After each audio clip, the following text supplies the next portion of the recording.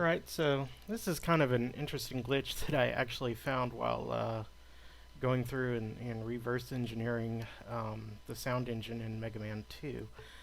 Um, Essentially, what happens, and it's real subtle, but essentially what happens is when the game loads a sound effect, after it's done playing the sound effect, it restores everything for the music in the background to what it was originally. But there's a caveat. When it attempts to restore the music, sometimes that music doesn't have information about vibrato, which is kind of the frequency kind of going up and down. You can actually um, hear it in a lot of the tracks in Mega Man, but it carries two pieces of information: vibrato and tremolo. And some of the songs don't have a need for it. In fact, the example that I'm going to show you is Heatman's stage, which doesn't have a need for a vibrato or tremolo. But the sound effect, after it's done playing, restores the vibrato information. Well, there's a pointer at the end of the data that defines where the channels live in memory that defines where the vibrato and tremolo is. That's not pointed to anything meaningful, that's pointed to the beginning of the next musical track. So it loads that data into the sound engine's memory, and basically now you've got corrupt garbage data. Usually it doesn't matter, but in this case it does matter. Sometimes you get little, you probably heard occasionally, like in certain tracks in the game, where you get a real high-pitched squealy kind of sound after a sound effect plays or something like that, and I'm pretty sure that this is the glitch that causes it. Let me show you Heatman's music, and hopefully I can I'll just go ahead and play through the entire recording of it, and you'll hear the sound of Mega Man landing, that kind of spleet sound, and then listen to the track again. I'm going to go ahead and zoom in on this a little bit so you can kind of see the at least the spectrogram of what's going on here. So let's go. This is how it should sound.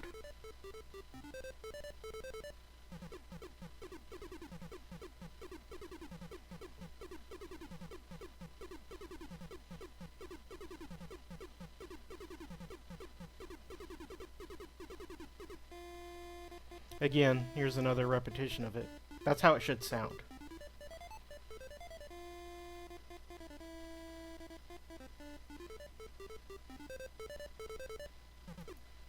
And I believe coming up soon is the landing sound for Mega Man. There it is. Now, when that next piece comes up, when that next part of the song comes up, listen carefully, and you'll be able to see it on the spectrogram too. It's kind of a very low level pulsing, or almost like a throb to the song. And the thing is that you'd never notice that it was an error, because that's how the song actually plays in game.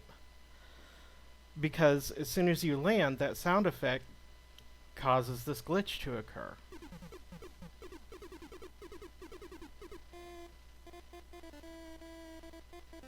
Right there, did you hear it? Okay, so right there.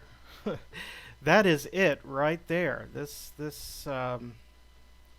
area right here that you see the volume level dip is where that tremolo comes in, and it's a real harsh, but it's very slow tremolo. So you get this.